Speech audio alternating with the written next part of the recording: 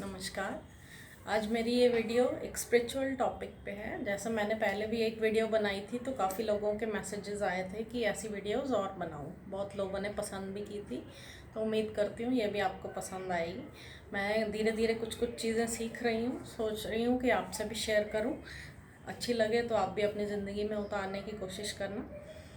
जैसे कि आपने देखा होगा, गुरुद्वारे में हमेशा कड़ा प्रसाद बांटा जाता है। कड़ा मीन्स हलवा। जिन लोगों को नहीं पता, कड़ा हलवे को कहते हैं।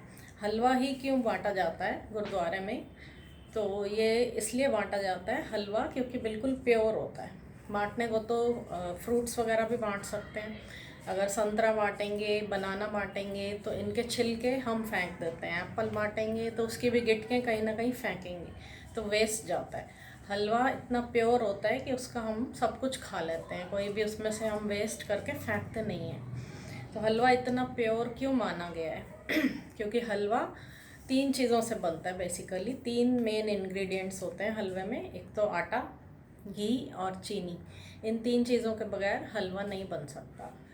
तो आटे को क्या, जैसे पहले कनक अपना सिर कटवाती है और फिर चक्की में पिसती है, फिर उससे आटा बनता है। अपना बलिदान देती है कनक, फिर उससे आटा बनता है। तो ये कनक का बलिदान है। फिर घी कैसे बनता है? दूध से दही जमती है, दही से मक्खन, और फिर मक्खन से घी बनाया जाता है कढ़ाई में गरम करके। तो वो भी तब के बनाए, उसने भी अपना टेस्ट पास किया है, तब वो जाके घी बनाए। और ऐसे ही चीनी, गन्ने को पहले उसका जूस निकाला जाता है, फिर उससे कढ़ाई में पकाया जाता है। पका कर फिर उससे चीनी बनाई जाती है, तो चीनी भी उतनी ही प्योर हुई। तो ये 3 प्योर चीज़ों से जब हलवा बनता है तो वो इतना प्योर होता है, क्योंकि वो तीनों चीज़ें तप के आई हैं, अपना बलिदान दे के आई हैं, फिर प्रभु के चरणों में उसे अर्पण किया जाता है हलवा बना के।